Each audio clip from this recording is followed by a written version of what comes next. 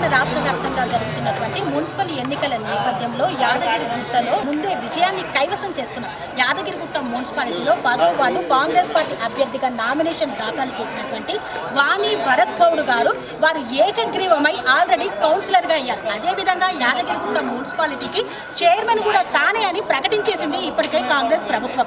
Madam, ముందుగా మీకు congratulations అండి. మొట్టమొదటి కౌన్సిలర్గా కాంగ్రెస్ ఖాతాలో అడుగు పడేశారు. సో ఎలా అనిపిస్తుంది ఏకగ్రీవం కావాలి? చాలా సంతోషంగా ఉంది. నా పలువాడు ప్రజలందరికీ కూడా నేను పేరు పేరున ధన్యవాదాలు చెప్తున్నాను. ఎందుకంటే అది కొత్తవారు అయినా సరే కాంగ్రెస్ పార్టీ చేస్తున్నటువంటి అభివృద్ధిని దృష్టిలో ఉంచుకొని వాళ్ళు నేను ఒక వారం రోజులు తిరిగిన నేను ఆ వార్డులో ప్రతి ఒక్కరు కూడా ఈ సంక్షేమ పథకాలకు ఏవైతున్నాయో వాళ్ళందరూ ఆకర్షితులై మాకు కాంగ్రెస్ ప్రభుత్వంలో న్యాయం జరుగుతుందనే విశ్వాసంతో నాకు నమ్మకం ఇచ్చారు. అదేవిధంగా వాళ్ళ ఆశీర్వాదంతో వాళ్ళ నియోజకవర్గ ఎమ్మెల్యే ఐలన్న గారి ఆశీర్వాదంతో యునానిమస్ అయింది. అది చాలా సంతోషం. అంటే అన్ని పార్టీలు మీకు మద్దతు ఇచ్చాయనంటే ఆ ప్రజలకు మీరు ఎలాంటి హామీ ఇచ్చారు? ఒక వారం రోజులు మెయిన్గా అక్కడ రోడ్లు ఏమి కూడా బాగాలేదు. గత ప్రభుత్వం ఉన్న కౌన్సిలర్ కొద్దిగా పట్టించుకోలేదని తెలిసింది. వాళ్ళు ఒకటే అడిగారు. ముఖ్యంగా ఏంటంటే నా వార్డులో అక్కడ పంతులు ఉంటారు, అయ్యగాళ్ళు ఉంటారు. చాలా రోడ్లని అస్తవ్యస్తంగా ఉన్నాయి. మేము ఈ ఇళ్ళకే నడుచుకుని పోవాల్సి వస్తుంది. మాకు ఏం లేకుండా సరే మాకు రోడ్లు వేయండి అని చెప్పేసి వాళ్ళు గమనించి ఖచ్చితంగా మీరు ఏదైతే ఇది చేస్తున్నారో డిమాండ్ మేము ఖచ్చితంగా చేస్తామని హామీ వాళ్ళకి మేము గట్టిగా చెప్పడం జరిగింది.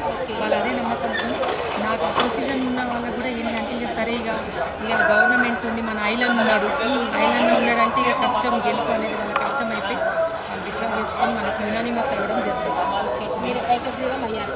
చైర్మన్ కూడా మీరే అంటున్నారు. మరి ఈ నేపథ్యంలో మీరు ఎలాంటి బాధ్యత తీసుకోమన్నారు? ఫస్ట్ చైర్మన్ అనకుండా ఫస్ట్ నేను గెలిచినా కూడా ఫస్ట్ నా ప్యానెల్ గెలిపి 11 సీట్లు నేను ఇప్పుడు ఇంకా గెలిపించుకునే బాధ్యత నా పైన ఉంది. 11 సీట్లు గెలిపించుకున్నాక అప్పుడు మరి వారి తరఫున మీరు ఎలాంటి ప్రచారాన్ని చేసేవాళ్ళు? నిన్న 5వ వార్డుకి వెళ్ళినాను. 5వ వార్డులో కూడా గతంలో నేను 5వ వార్డు వాళ్ళు కూడా అదే అంటున్నారు. కాంగ్రెస్కి తప్ప మేము ఎక్కడ కూడా ఇయ్యము. మాకు ఐలాండ్ ఉన్నాడు. మీరు ఒకసారి 5వ వార్డులో కూడా తెలుసుకోండి. ఎక్కడ పోయినా కూడా మా ఐలాండ్ ఉన్నాడు, ఐలాండ్ ఉన్నాడు. మాకు ఇంకేం లేదు. ఉదయం కూడా 7వ వార్డులో ప్రచారం చేయడం జరిగింది.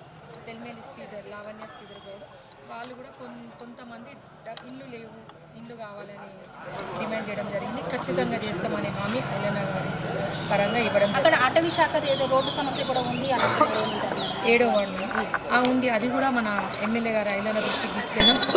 సమస్య కూడా పరిష్కరిస్తానని మన ఐలన్న గారికి చేసి. మరి ఈ రోడ్డు వెడల్పులో భాగంగా దుకాణాలు కోల్పోయిన వారు కూడా తీవ్ర ఇబ్బందులను ఎదుర్కొంటున్నామంటున్నారు. వారికి ఎలాంటి పరిష్కారాలు చూపెట్టాలి? ఇవాళ ఉదయమే అన్న మన ఐలన్న ప్రెస్ మీట్ చెప్పి ఇవ్వడం జరిగింది. ఖచ్చితంగా రోడ్డు వెడల్పులో భాగంగా ఇల్లు కోల్పోయిన వారికి షాపులు కోల్పోయిన ఎక్కడో దూరంగా కాకుండా ఇక్కడే టౌన్లో ఇచ్చే విధంగానే నేను ప్రయత్నం చేస్తాను. మంత్రి గారిని తీసుకొచ్చైనా సరే నేను హామీ ఇస్తానని చెప్పేసి మాట ఇవ్వడం జరిగింది. ఇచ్చిండు కూడా, కొన్ని చేసిండు కూడా షాపులు. మీ యొక్క 10వ వార్డులో ఏదైతే సమస్యలు ఉన్నాయో ఆ సమస్యలు పరిష్కరిస్తాను అనడంతో ప్రజలు మిమ్మల్ని నమ్మి ఇనామస్ చేశారు, ఏకగ్రీవం చేశారు. రేపు మీరు చైర్మన్ అయితే మరి మిగిలిన వార్డులలో ఉన్నటువంటి సమస్యలను ఎలా పరిష్కరిస్తారు? ఫస్ట్ ఆఫ్ ఆల్ మేడం, రాజకీయాలకు అతీతంగా ఈ ఎన్నికలు అనేటివి కేవలము ఎలక్షన్ల వరకే. ఎలక్షన్స్ అయిపోయినాయంటే అందరూ కూడా రాజకీయాలను పక్క పెట్టి మిత్రభావంతో పోయి యాదగిరిగుట్ట 12 వార్డులకు 12 వార్డులు అన్ని సమాన దృష్టితోని అభివృద్ధి లక్ష్యంగా. ఎందుకంటే ఇప్పుడు యాదగిరిగుట్టకు వచ్చి 10వ వార్డు వేరే, 1వ వార్డు వేరే అన్నారు. గుట్టకు వచ్చినామంటారు. గుట్ట అంటే ఎక్కడ 12 వార్డులకు పోయినా కూడా అరే గుట్ట అంటే ఇట్లుంది అనే లక్ష్యంగానే మేము పనిచేస్తాం తప్ప 1వ వార్డు నాది, 10వ వార్డు నాది కాదు అనే ఉద్దేశం లేదు. 12కి 12 వార్డులను మేము సుందరీకరణంగా తీర్చిదిద్దుతామనే మాట ఇస్తున్నాము. ఓకే, ఈసారి మహిళలకు ఎక్కువగా అవకాశం లభించింది. దీనిపైన మీ స్పందన? మన రేవంత్ అన్న కాంగ్రెస్ ప్రభుత్వం మీకు తెలియదు ఏముంది, మహిళలు మారా అన్ననే అప్పుడే చెప్పేసిండు. అత్యధికంగా మహిళలకు ఎక్కువ అవకాశాలు ఇచ్చింది కాంగ్రెస్ ప్రభుత్వం.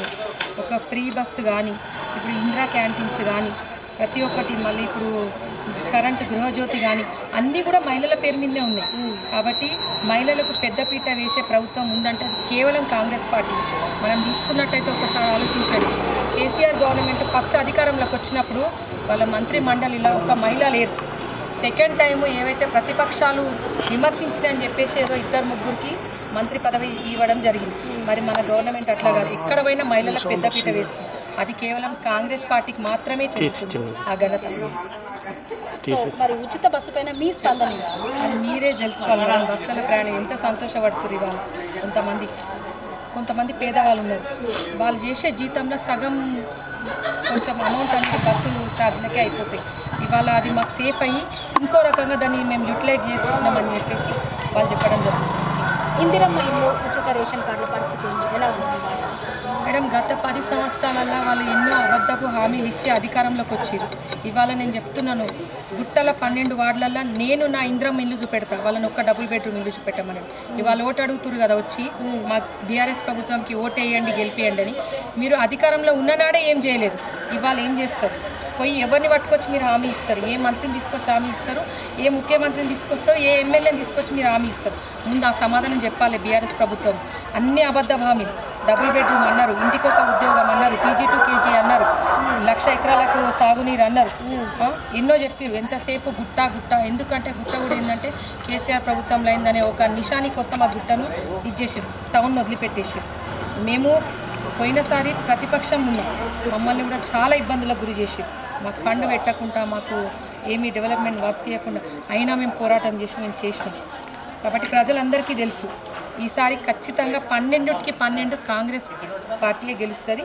మీరు మళ్ళీ కూడా వచ్చి ఇంటర్వ్యూ తీసుకుంటారు, ఆ రోజు కూడా మేము చెప్తాం. ఓకే, కౌన్సిలర్ అభ్యర్థుల తరఫున ఏం చెప్పదలిచారు యాదగిరిగుట్ట మున్సిపాలిటీ ప్రజలకు? నా కాంగ్రెస్ పార్టీ కౌన్సిలర్ అందరికీ కూడా చెప్తున్నాను, అందరికీ కూడా all the best. Almost 70% win అయినరు. ఇంకొక 30% ఏమున్నా మెజార్టీ కోసమే వాళ్ళు ప్రచారం చేసుకోవాలి. యాదగిరిగుట్ట మున్సిపాలిటీలో 10వ వార్డు కౌన్సిలర్గా విజయాన్ని సాధించి మరి చైర్మన్గా కూడా తానే అని ప్రకటించారు. ఈ నేపథ్యంలో కౌన్సిలర్లందరినీ గెలిపించుకునేందుకు విస్తృతంగా ప్రచారాన్ని చేస్తున్నారు.